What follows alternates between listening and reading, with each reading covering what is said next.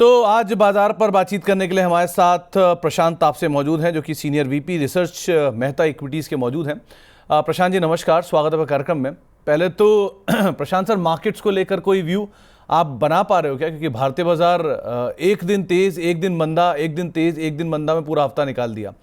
अब undertone weakness भी नहीं है और स्ट्रेंथ भी नहीं है। एफआईज बेच भी नहीं रहे हैं, खरीद भी नहीं रहे हैं। ट्रम्प साहब डील कर भी रहे हैं, डील नहीं भी कर रहे हैं। सो इन सबके बीच में आप क्या रीड कर पा रहे हो या नहीं कर पा रहे हो? देखो, आज की तारीख में जो ग्लोबल इवेंट्स है बहुत अनसर्टन हो चुके हैं। जिस तरीके से लास्ट दो बड़े इवेंट्स थे, एक तो यूएस और चाइना के बीच में जो मीटिंग हुआ, होप्स बहुत बड़े बड़े थे कि बड़े बड़े टैरिफ के ऊपर साइन होंगे, बट छोटे मोटे जो रेयर अर्थ है वो सब छोटे में साइन होके फिर वापस निकल गए। कोई बड़ा ऑप्टिमिस्टिक व्यू निकला नहीं है फ्रॉम दी यूएस और चाइना की मीटिंग के आसपास।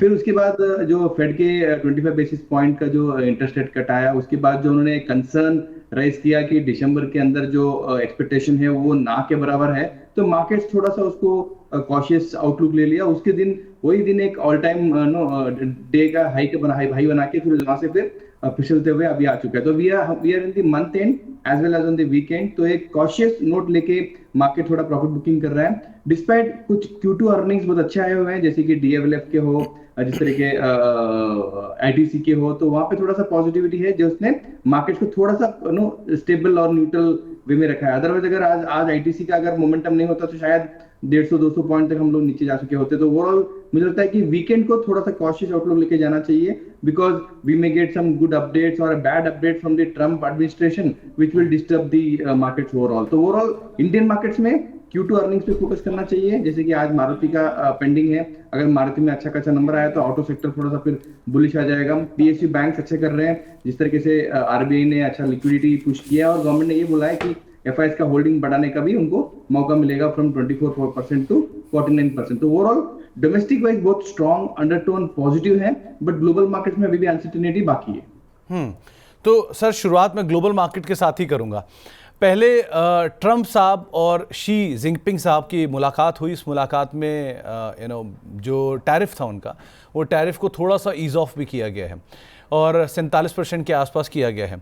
क्या भारतीय बाजारों के लिए भी आप एक ऐसी अटकलें लगा रहे हैं कि यहाँ पर भी शायद कम होता हो दिखाई पड़ेगा टैरिफ? रेयर अर्थ की सप्लाईज कंटिन्यू रहेगी चाइना से, और इंडिया में भी कुछ खबर आई थी कल सोर्स बेस की, इंडिया में भी MEA बोल रहा है कि कुछ कंपनीज को रेयर अर्थ का इंपोर्ट करना अप्रूव मिल गया है। आप ये स्टोरी या ये स्टेटस कहाँ देख रहे हो, इंडिया का टैरिफ रिलेटेड जो इश्यूज चल रहे हैं?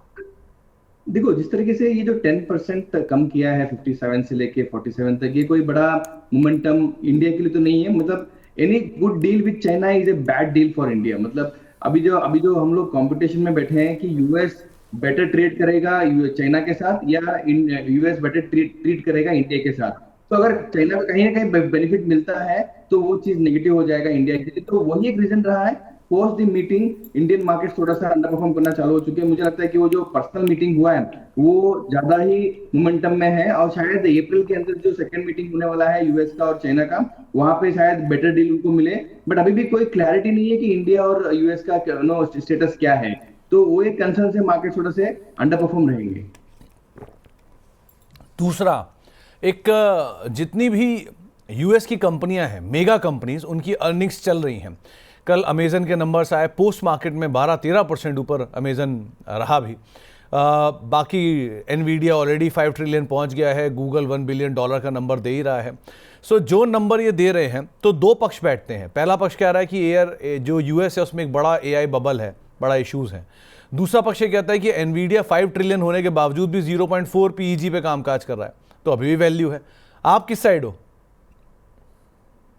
सर ओवरऑल देखो, वेस्टर्न कंट्रीज जो है पूरा वो IT और उसके पीछे ही पूरा एक बड़ा एक इकोनॉमिक खड़ा हुआ है। मुझे लगता है कि बबल तो नहीं बोल सकता हूँ, बट AI ऐसे स्टेज पे है जहां पे आपको इन्वेस्टमेंट ज्यादा करना पड़ेगा, बट उसके रिटर्न्स कैसे आएंगे और कब तक आएंगे ये अभी भी विजिबिलिटी किसी को भी नहीं है। मतलब इवन एनवीडिया को भी नहीं है, और बड़े बड़े जो AI में इन्वेस्ट कर रहे हैं वेस्टर्न कंट्रीज में या इंडियन कॉन्टेक्स्ट में, अभी भी वहां पे उसके रिटर्न के ऊपर कोई अभी कंसर्न राइज हुए नहीं है और कोई विजिबिलिटी क्लियर नहीं है। तो मुझे लगता है कि ये एक बड़ा बबल हो सकता है, but not at this point of time.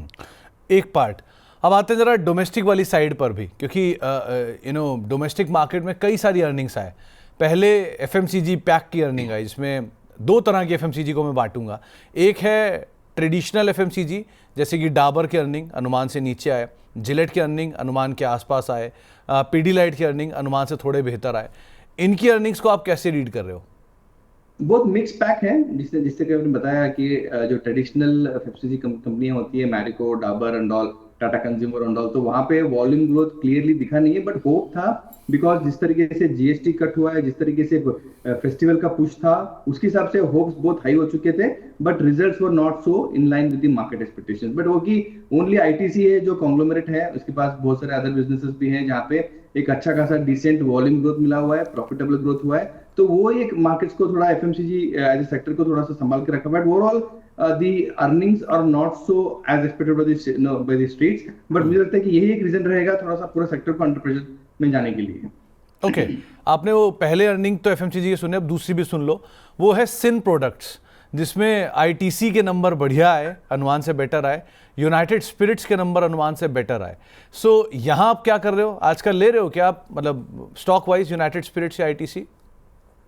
Obviously ये सर रेकमेंड तो कर रहे हैं। मुझे लगता है कि जो सिन प्रोडक्ट्स है वहां पे अच्छा खासा वॉल्यूम ग्रोथ इसलिए आया है कि आजकल जो ट्रेडिशनल वे ऑफ सेलिब्रेशन हो चुका है, जो सिन प्रोडक्ट्स को ही ज्यादा वॉल्यूम्स में सेल्स हो रहे हैं। जो हमने लास्ट 3 महीने में देख रहे हैं कि उनके जो बिजनेस अपडेट्स हैं वो भी अच्छे खासे मोमेंटम में आ चुके हैं। फॉर एग्जाम्पल रैडिको हो, यूनाइटेड स्पिरिट्स हो, जीएम बिवरेज देखो, लास्ट 1 महीने से मतलब 750 के आसपास से लेके 1200-1300 तक जा चुका है, तो ऑलमोस्ट डबल हो चुका है जीएम बिवरेज। मुझे लगता है कि ये जो प्रोडक्ट्स में अच्छा खासा volumes plus improvement in the EBITDA margin, which is most important. सिर्फ टॉप लाइन ग्रो होने से कोई मतलब ही नहीं है, एबिटा मार्जिन में भी अच्छा ग्रोथ हुआ है। आप देखो स्विगी में जहाँ पे टॉप लाइन ग्रोथ 50% है, बट यहाँ पे एबिटा सब लॉस में आया हुआ, तो top line growth as well as EBITDA growth is most important. That is the reason why these sin product companies are making good volume growth.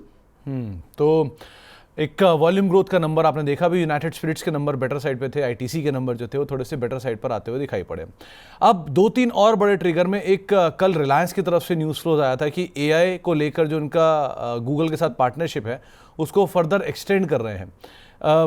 Mehta साहब, जो एआई है वो नया बज़वर्ड बना हुआ है, जैसे सेमीकंडक्टर है, जैसे एआई है, या जैसे डेटा सेंटर है, ये 3 नए बज़वर्ड है, जिसके पीछे लग जाता है वो चल पड़ता है। यहाँ आप क्या देख रहे हो? Obviously sir very high attraction. मुझे लगता है कि जो भी कंपनियां एआई के नाम पे कुछ इन्वेस्टमेंट करते हैं, एआई में एक्सपेंशन करते हैं, वो कंपनी में अच्छा खासा ट्रैक्शन आ रहा है इन्वेस्टर्स का आउटलुक के हिसाब से। जिस तरीके से आपने बताया कि डाटा सेंटर में अनंत राज ने डाला था, आई थिंक अदानी ने भी इन्वेस्टमेंट किया था, टाटा एलेक्सी ने भी किया था, तो वो जो डाटा सेंटर के नाम पे वो सब स्टॉक चलने चालू हो चुके हैं। बट ये एक क्वेश्चन है कि जहाँ पे टीसीएस हो, इंफोसिस हो, विप्रो हो, वो लोग ज्यादा एआई पे फोकस नहीं कर रहे हैं, बट एक conglomerate companies like Reliance industries वो ज्यादा फोकस कर रहे हैं। मुझे लगता है कि आईटी अगर एआई पे ज्यादा फोकस करेगा तो वहां पे शायद उनको एक ऑल्टरनेटिव सेगमेंट ऑफ रेवेन्यू आने का एटलीस्ट विजिबिलिटी मिल जाती है, वहां पे जाना चाहिए, which is missing in the IT industries. But obviously yes, AI is a trend word. मतलब आप ये मानोगे कि मतलब मेरे घर पे मेरे बच्चे भी आजकल वो एआई टूल जो चैट जीपीटी है वहां से यूज करके अपना प्रोजेक्ट्स को सबमिट कर रहे हैं, तो it is a very common used word as well as the services. So I think that will be a buzzword, and उसका जो रिटर्न है, उसका जो विजिबिलिटी है, कब तक कैसे आएगा ये बोलना अभी भी मुश्किल है। दूसरा आते हैं जरा कुछ सेक्टर स्पेसिफिक स्टोरीज को लेकर। पिछले कुछ दिनों में जो सेक्टर सबसे ज़्यादा आउट परफॉर्म करके गया है वो है मेटल। अच्छी तेज़ी आई है यहाँ पे। तो मेटल को मैं 2 हिस्सों में बांटूंगा। पहला प्रीशियस मेटल, जिसमें गोल्ड सिल्वर आते हैं, उनको लेकर आपका आउटलुक क्या है, क्योंकि कल सोने चांदी में लोअर लेवल से एक अच्छी रिकवरी तो आई थी। सो गोल्ड सिल्वर को लेकर आपका क्या आउटलुक है, एक पार्ट। और दूसरा बेस मेटल में जो स्टॉक स्पेसिफिक स्टोरी है, Tata steel, JSW, GST, JSPL, Hindalco, Hind copper, NALCO etcetera, इनमें क्या किया जाए? बेस मेटल में मैं पहला आंसर करना चाहता हूँ। जिस तरीके से रिसेंट जो रैली हो चुकी है टाटा स्टील में हो, हिंडाल्को हो, हिंदुस्तान जिंक हो, आई थिंक ये ऑलरेडी प्लेड आउट ट्रेंड है। मुझे लगता है वहां पे अच्छा खासा एक प्रॉफिट बुकिंग जोन में as a metal, as a sector, as a index, as a stocks ये आ चुके हैं। तो यहाँ पे कोई फ्रेश पोजीशन तो मेरा एडवाइजेबल नहीं रहेगा। थोड़ा एक 5 to 10% का मोमेंटम है जो नेगेटिव ट्रेंड में आ सकता है, बिकॉज जो अर्निंग्स आने वाले हैं, मुझे नहीं लगता है कि अर्निंग्स में कुछ अच्छा खासा कोई एबिटा मार्जिन में या मार्जिन वाइज इंप्रूवमेंट आने वाला है बेस मेटल स्टॉक्स में। But again very positive outlook on the Boolean market which is gold and silver. मुझे लगता है कि जिस तरीके से अनसर्टेनिटी अभी भी बना है, after the visit of US and China meeting, मुझे लगता है कि वही एक रीजन रहा फिर से ये चीजें पॉजिटिव होने के लिए। थोड़ा नीचे इसलिए आया था बिकॉज जब ये दो दिग्गज कंट्रीज इकोनॉमिक्स मिल रहे हैं तो शायद वहां पे कुछ लग रहा था कि चीजें इजी हो जाएंगी, अनसर्टेनिटी कम हो जाएगा, बट वो कुछ हुआ नहीं है। After meeting without any press conference Trump साहब वहां से निकल गए अपने देश के लिए। तो मुझे लगता है कि थोड़ा सा अभी भी अनबन है, और अनबन जितना बड़ा रहेगा उतना अनसर्टेनिटी पॉजिटिविटी टर्न आउट हो जाएगा गोल्ड और सिल्वर के लिए। तो ओवरऑल मेरा आउटलुक सिल्वर पे वेरी पॉजिटिव हूँ, और न्यूट्रल टू पॉजिटिव रहूंगा गोल्ड पे। और base metals and all companies में कोई अगर पिक करनी हो तो पिक करना मैं एक्चुअली अवॉइड करना चाहता हूँ for very short period of time. मुझे लगता है कि एक अच्छा खासा रैली हो चुका है, upside is very limited from the current levels. मुझे लगता नहीं है कि टाटा स्टील में 190 192 के ऊपर कुछ खास है, तो ये 10 रुपए ट्रेड के लिए अभी ये चीज जो प्रॉफिट बुकिंग जोन में आ चुके हैं, ओवरबॉट जोन में दिख रहे हैं, वहां पे मुझे फ्रेश पोजीशन लेना नहीं है। अगर लेना ही है, आई थिंक हिंडाल्को और हिंदुस्तान जिंक, ये दोनों में मुझे लगता है कि एक ट्रेडिंग अपॉर्चुनिटी अभी भी आ सकता है। ओके, मैं जो बैंकिंग स्पेस है उसको मैं दो हिस्सों में बांटूंगा। पहला is private and is PSU. Sir PSU में वैल्यू था, अच्छे नंबर भी Q2 के आए थे, डिपॉजिट ग्रोथ डबल डिजिट में दिया था और प्राइस टू बुक 1 के नीचे घूम रहे थे, तो बाजार ने शायद पिक किया और खींच दिया। अब private and PSU vis-a-vis PSU अगर कुछ पिक करना हो तो कहाँ जाना चाहिए? सेलेक्टिव पीएसयू, सेलेक्टिव प्राइवेट, कहाँ पिक करें?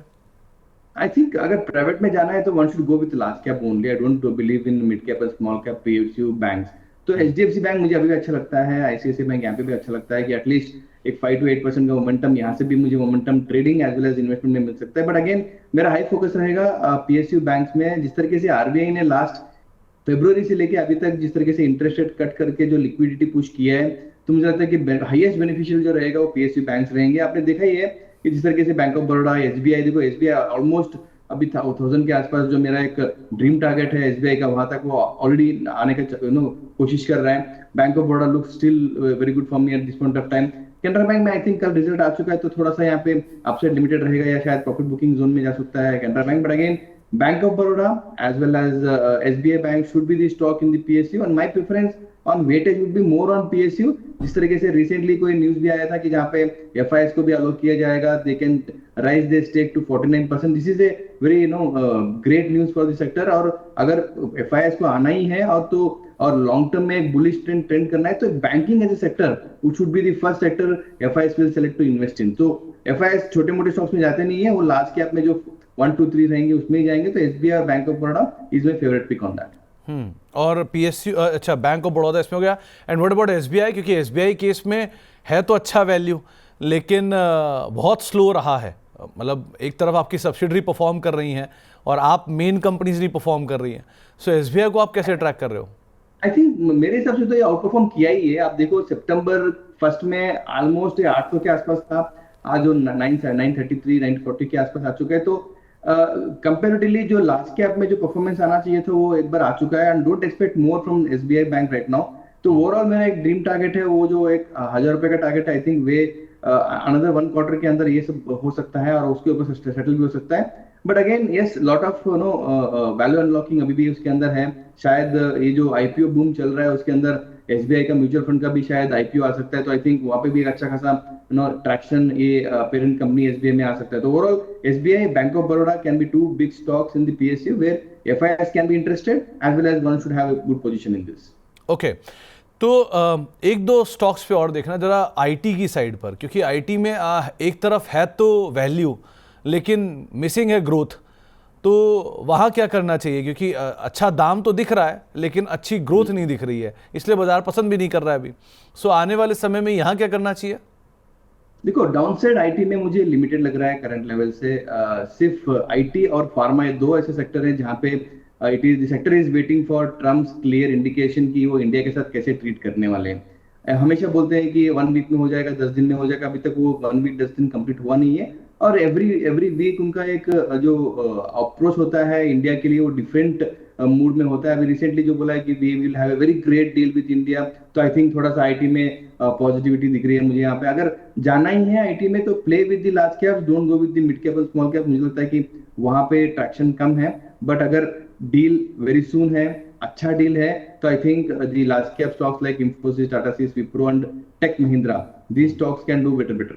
तो एक बात बताओ सर, एक तरफ प्रशांत सर जो आईटी मेजर्स हैं, मतलब आप देखो चाहे एनवीडिया को, चाहे एप्पल को, चाहे गूगल को, ये सब कोई 500 लाख करोड़ की कंपनी है, कोई 250 लाख करोड़ की कंपनी है, 300 लाख करोड़ की कंपनी है इंडियन पर्सपेक्ट में, और उनकी पीई अभी भी 0.8, 0.5, 0.4, इवन पी भी करीब 25 का पी, 24 का पी है, और वो इतनी बड़ी तेज़ी के बाद भी अट्रैक्टिव है वैल्यू वाइज। और दूसरी तरफ इंडियन कंपनीज हैं जिनकी मार्केट कैप उसकी एक दहाई भी नहीं है, और 13 लाख, 11 लाख, 12 लाख करोड़ की कंपनियां हैं, और अभी भी यहाँ पर सिचुएशन ऐसी है इनके सामने कि वो अपना बायबैक कर करके कैश डिप्लॉय कर रहे हैं।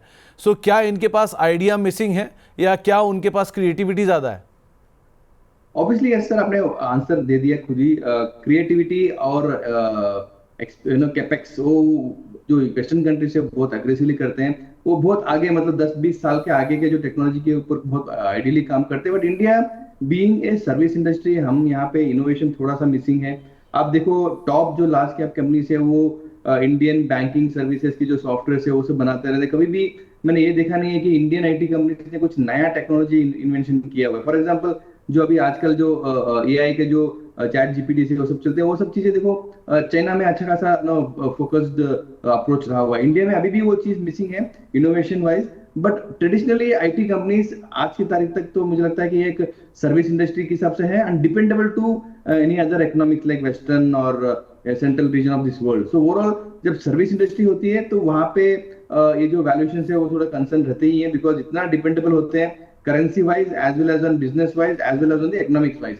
अगर यूएस में इकोनॉमिक चलता नहीं है तो फिर उनके क्लाइंट्स के स्पेंडिंग कम होंगे, तो इनडायरेक्टली हमारे ऑर्डर बुक्स भी कम हो जाएंगे फिर। तो वो सब चीजें बहुत इंटरलिंक्ड है। That is why Indian IT companies will always remain in this category.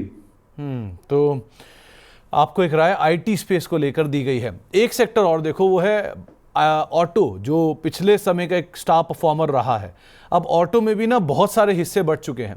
एक हिस्सा है 4 व्हीलर 2 व्हीलर, तो अपनी जगह है, कुछ बहुत वैल्यू पे हैं, लेकिन अभी भी उनमें बस बना हुआ, जैसे M&M हुआ, या आइशर हुआ, या बजाज ऑटो हुआ, या हीरो मोटोकॉर्प हुआ, मारुति हुआ। दूसरी तरफ आता है एंसिलरी, जिसमें कुछ के नंबर्स बहुत अच्छे आ रहे हैं, कुछ थोड़े ढीले हैं। तो यहाँ कैसे पिक कर रहे हो? लार्ज कैप में हो, मिड कैप में हो, एंसिलरी में हो, मेन स्ट्रीम में हो?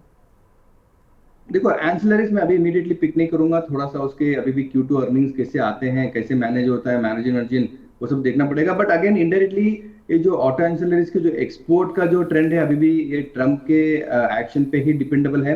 बाकी जो domestic front line OEM companies है, फॉर एग्जांपल टाटा मोटर्स हो, मारुति हो, Mahindra, Eicher, I think they can do better. मुझे लगता है कि जिस तरीके से लास्ट 2 महीने में जो अच्छा खासा monthly business update with respect to GST benefit as well as on the festival benefit जो मिला हुआ है, वो टर्न आउट हो रहा है एबिटा मार्जिन इंप्रूवमेंट के आसपास। मुझे लगता है कि वो एक पॉजिटिविटी है।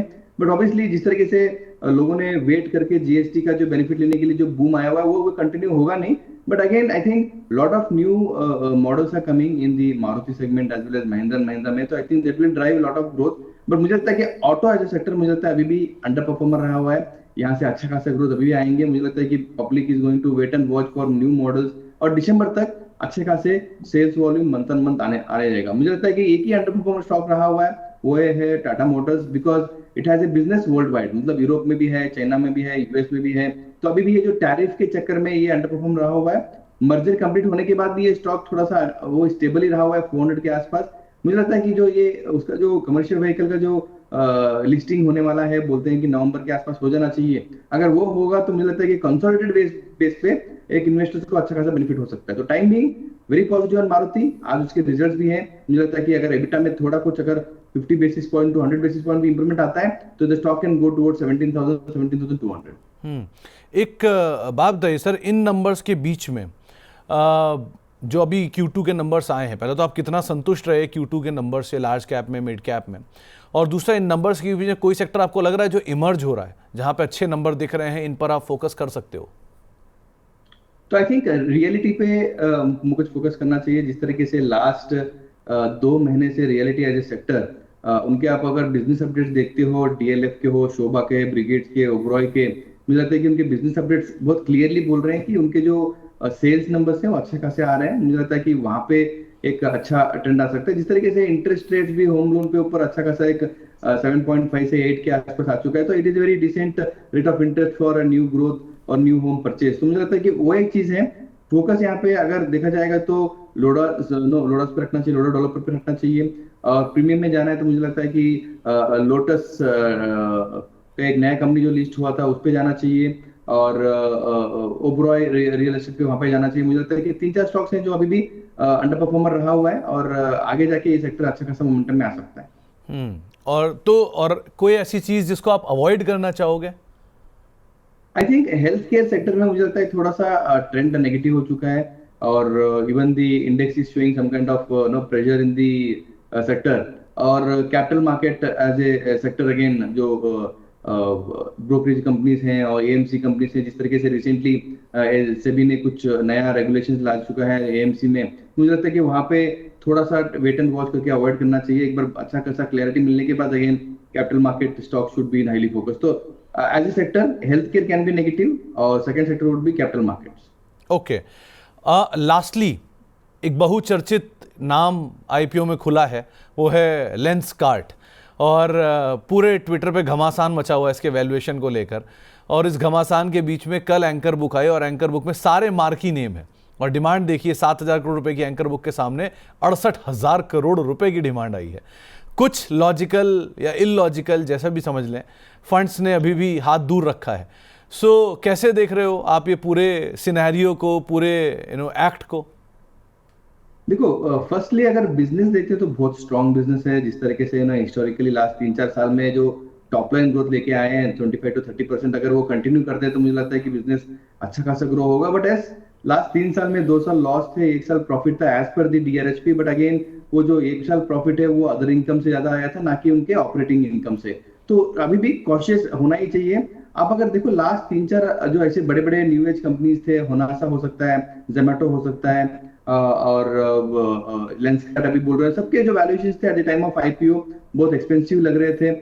बट अगेन पोस्ट लिस्टिंग अच्छा खासा एक नीचे का डिस्काउंटेड लेवल पे आ चुके थे। तो मुझे लगता है कि एक कंजर्वेटिव इन्वेस्टर्स को तो थोड़ा सा वेट एंड वॉच करना चाहिए।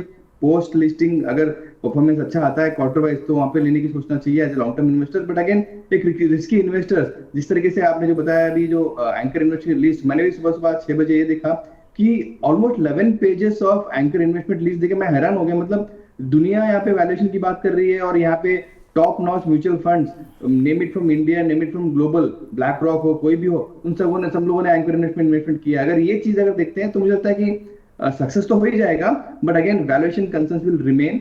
उनको अगर परफॉर्मेंस बना रखना है, जिस तरीके से उन्होंने लास्ट 2-3 साल में जो टॉप लाइन ग्रोथ लाया हुआ है 30-40% का जो टॉप लाइन ग्रोथ है, अगर वो मेंटेन करेंगे और थोड़ा सा प्रॉफिटेबिलिटी पे अगर फोकस करेंगे, मुझे लगता है कि दिस कैन बी अगेन ये success IPO like what Zomato. एक बार जोमेटो 76 के लेके 100 हुआ, फिर नीचे आगे, फिर आज की तरफ देखो जोमेटो जो इटर्नल बोला जाता है आज वो सेंसेस का पार्ट हो चुका है। तो yes, business is very strong, they have tapped the right sectors in India. जिस तरीके से टाइटन ने फोकस नहीं किया था ग्रो करने का, इन्होंने अच्छा खासा ग्रो चुके हैं। मुझे लगता है कि yes, business very positive, valuation is a concern, but long term risky investors can invest. नहीं तो प्रशांत सर, पहले तो आप एक बात बताओ, आपने डिकेड से मार्केट में हो, आपने पूरा शेप अप देख लिया होगा इकोनॉमी का, मतलब बाजार का ही, कैसे कैसे मार्केट ने अपना पूरा रुख बदल दिया। एक समय पर ट्रेडिशनल स्टॉक पे हम फोकस करते थे, HUL, ITC एंड ऑल। आज हम उनको छोड़ के दुनिया के सारे नए नए शेयरों पे एक्सपेरिमेंट करने में लगे, और जो साइकिल है वो भी छोटी हो गई। पहले हम कई कई सालों के लिए इन्वेस्ट करते थे, अब लॉन्ग टर्म ही मुश्किल से 15 दिन रहता है। सो ये जो सिचुएशन में आए हैं, इस ट्रांसफॉर्मेशन के अंदर ये तरह की कंपनियां कितनी वेल फिटेड है, पहला। दूसरा, ये जो भी फंड पैसा डाल रहे हैं, जो भी लार्ज कैप फंड, SBI या जितने बड़े बड़े नामों ने पैसा डाला है इनमें, इनका 1 रुपया लगा हो या 100 रुपया लगा हो, क्या इनको नहीं समझ में आ रहा वैल्यूएशन? अगर वो कह देंगे कि हाँ हमारा तो AUM को बहुत छोटा सा हिस्सा है, लेकिन छोटा सा भी कुछ तो हिस्सा ही है।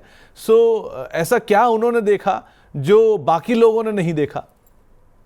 देखो, ऑब्वियसली अगर आप ये कंपेयर करोगे कोई other companies, for example Zomato internal का देखते हैं, उसका भी P almost like 500 point plus है। तो मुझे लगता है कि यहाँ पे ये जो कंपनियां हैं, यहाँ पे पी और उसके ऊपर बेसिस पे कभी वैल्यूएशन करना ही नहीं चाहिए। यहाँ पे वैल्यूएशन हो सकता है रेवेन्यू बाय सेल्स, हो सकता है मार्केट कैप बाय सेल्स, हो सकता है वहां पे। और जो अपॉर्चुनिटी है इंडिया का, जो लेंस और स्पेक्टिकल इंडस्ट्री में अपॉर्चुनिटी बहुत बड़ी है। जिस तरीके से आप देखोगे एवरी 5th पर्सन या 4th person in the India right now is wearing specs. जैसे मैं मतलब मेरा भी रिसेंटली इस पे आ चुका है, तो मुझे लगता है कि ये बिजनेस बहुत स्ट्रांग है। स्मॉलर जो इंडस्ट्री में जो मॉम एंड पॉप शॉप्स है वहां पे वो सर्विस मिल रही है, नहीं मिल रहा है। जिस तरीके से लेंसकार्ट जो डिजिटली एक अच्छा खासा मार्केटिंग स्पेंड करके उसको एक एक्सपोजर लेके आ रहा है। ऑब्वियसली आपने जो बताया कि ट्रेडिशनल बिजनेसेस में जो इन्वेस्ट कर रहे थे हम लोग पहले 20 साल पहले, अभी जो नहीं कर रहे हैं, जो आजकल के जो कल्चर देखो, आजकल का जो जनरेशन देखो, उनको एक नया बिजनेस में इन्वेस्ट करने का इंटरेस्ट है। ना कि किसी को रिलायंस इंडस्ट्री में लेना है, टीसीएस में लेना है, ये इंटरेस्ट है ही नहीं किसी को।